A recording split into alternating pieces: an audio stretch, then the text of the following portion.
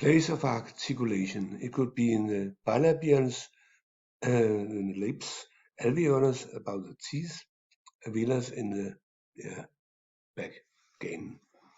Can have some stops, P and B. P is unvoiced without vocal folds. B is voiced. P, B, bilabials. And we can have alveolus, T and D. T is unvoiced. And D is voiced. T is unvoiced. And villas, K, unvoiced. And G is voiced. For instance, unvoiced. Pin, tin, kin. Pin, tin, kin. And pin, tin, kin. And voiced, bust, dust, gust. And so on. Manner, it was a place of articulation where bilabials, alveolus, and villas. Then we can have some manner of production, how the sound is made. Obstruents, high degree of air obstruction. Stops or plosives. Stops could be like P, B, T, P, B, T, D, K, G, G. Stops. Fricadella, fricatives, affricatives, and then sonorant, little air obstruction, nasals, liquids, and glides. Obstruents, airflow is completely stopped by constriction. Pressure is released, is called plosives. Okay, first stops. Examples: P, T, K, B, D, G. Pin, tin, kin. Unvoiced. Bust, dust, gust. Voiced.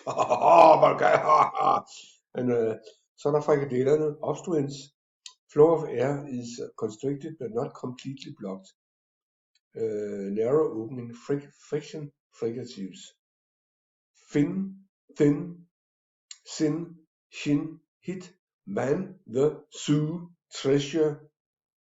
Or maybe it's unvoiced or voiced. I am not able to conclude those fantastic, difficult things. Det var frikadellerne. Så kommer vi fra afrikanerne. Affricatives. Combination of stops and fricatives. Begin with a blockage of air. Stop. End with a restricted airflow. Fricative. Cheap. Jeep. Yeah. Then sonorance. Airflow is cut off through mouth and redirected through nose. Nasal stop. Flow through nose is unobstructed, classified as sonorant. Some English examples: seam, seen, sing. Så har vi, then we have sonorant liquids, airflows around tongue,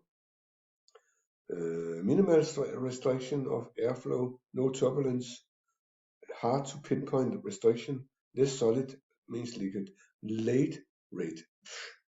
Glides, minimal obstruction, similar to liquids, no turbulence, involved dynamic moments. Articulators is about some tongues and lips move together and apart. Articulators. Similar to vowels, semivowels. Syllable boundaries, not nucleus. Yellow, voiced or unvoiced. If are the vocal cords vibrating or vocal folds vibrating, yes, it's called voice. No, unvoiced. Example in English: unvoiced versus voiced. Fan, when, fan, when, su. Okay.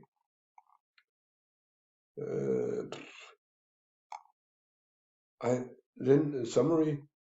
I hope the discussion of from the sense of hearing. I hope the discussion of speech perception in this chapter has convinced you that the identification of sound is more than just the recognition of a stable set of acoustic features. As a hearing researcher, I'm used to dealing with precisely controlled stimuli in the laboratory. In the real world, however, variability is the order of the day. To identify sounds in the absence of a fixed set of acoustical features, the brain must take account of the context in which those sounds are heard, but the acoustic context, both the acoustic context and the semantic context.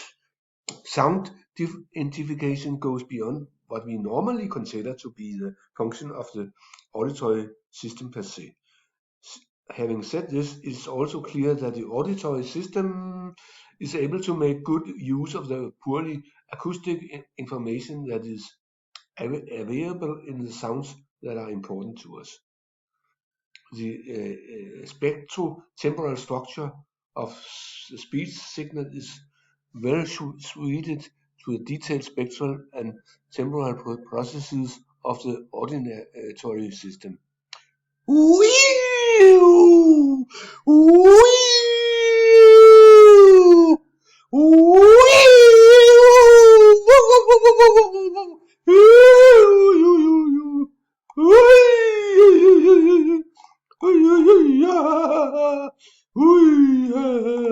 Articulators. Yeah. Okay. In one normal, jeg skal lige se, hvor langt vi er kommet. Yes. Normal speech is produced by spectral and temporal modifications of the sound from a vibrating voice source. Normal speech is produced by spectral and temporal modifications of the sound from a vibrating source. The periodic sound formed by forcing air from the lungs past the vibrating vocal folds is modified by the shape of the vocal tract, which is controlled by the positions of articulators such as the tongue and the lips. Okay, tongues and lips. Vowels are complex tones with spectral peaks formants corresponding to resonances in the vocal tract. Yeah.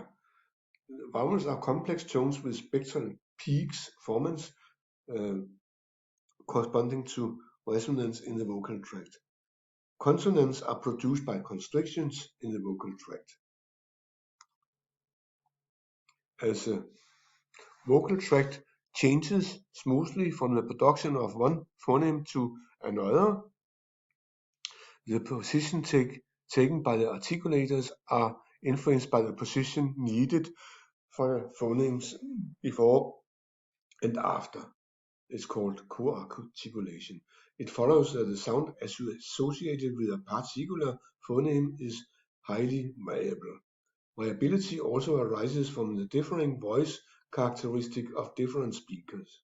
Even the same speaker does not produce the same speech waveform for each articulation of an utterance. And then there are some more. But that was it. That was part 2. Thank you.